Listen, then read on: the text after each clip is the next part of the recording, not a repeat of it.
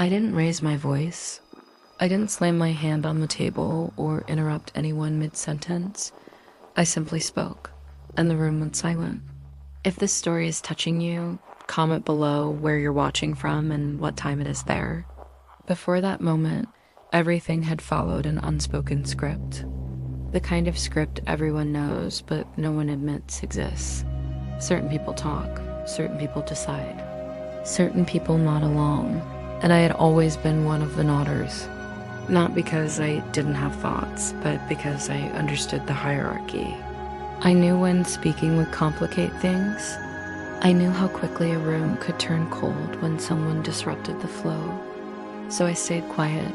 I learned to time my expressions, to phrase things carefully, to offer agreement before disagreement, to soften every truth so it wouldn't land too hard. It wasn't fear that kept me silent, it was conditioning. I had learned that harmony was rewarded and honesty was risky. That room wasn't unfamiliar. I had been in versions of it many times before. Same structure, same energy, same expectations. Someone was speaking with confidence, laying out a plan that had clearly already been decided. Others listened, some nodded, some avoided eye contact.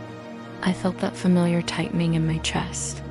Normally, this is where I would check out, let the moment pass, tell myself it wasn't worth it.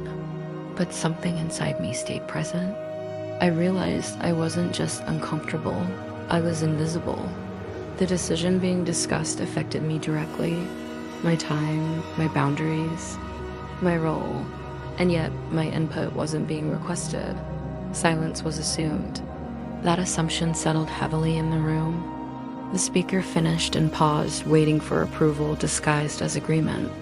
No one spoke. That pause felt louder than anything that had been said. I felt the old instinct rise up immediately, the urge to stay quiet, to not draw attention, to not be the one who made things awkward.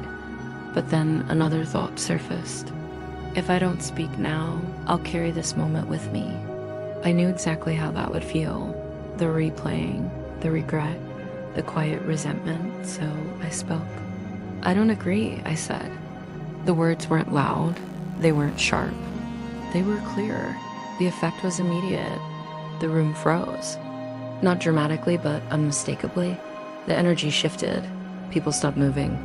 Someone looked down at their hands. Someone else glanced toward the door. The speaker blinked, caught off guard. "What do you mean?" they asked. I could feel every eye in the room on me now. Not hostile, but alert.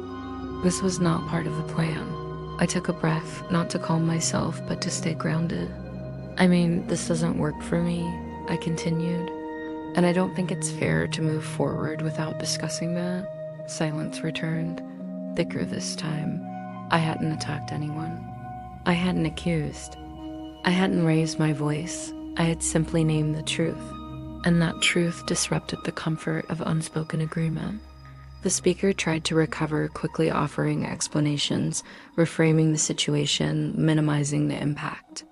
Words came faster now, filling the space where silence had settled. Normally, this is where I would retreat, where I would soften my stance or clarify that I wasn't upset. This time, I didn't. "I hear what you're saying," I replied calmly. But my answer is still no. That was when the silence changed. It wasn't confusion anymore. It was awareness. People shifted in their seats. Someone cleared their throat. Someone else nodded slowly, as if recognizing something they had felt but never named. The room had been relying on my quiet, and without it, the balance was off. I felt exposed, but not unsafe. For the first time, I wasn't shrinking to fit the space. I was occupying it. The conversation didn't end cleanly. There was tension. There were pauses that no one rushed to fill. The meeting moved on, but it never quite recovered its rhythm. Something had been introduced, truth, afterward. As people gathered their things and avoided eye contact, I felt the familiar wave of doubt try to rise. Had I embarrassed myself? Had I embarrassed someone else? Had I made things harder than they needed to be? These questions had kept me quiet for years. But this time, they didn't settle, because underneath them was something stronger: integrity. I hadn't spoken to disrupt.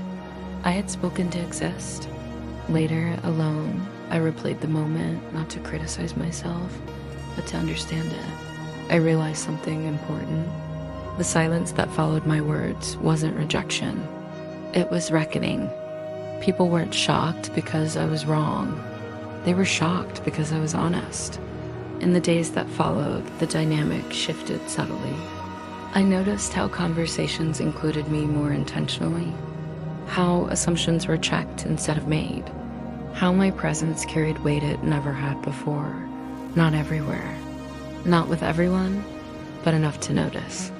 And in places where discomfort lingered, I didn't rush to fix it. I let it be.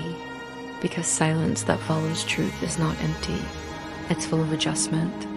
If you're rewatching this and you're afraid to speak because you don't want to make the room uncomfortable, remember this: rooms that require your silence are already uncomfortable.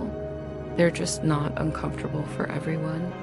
I spoke up, and the room went silent, not because I was wrong, but because the truth had finally entered the space.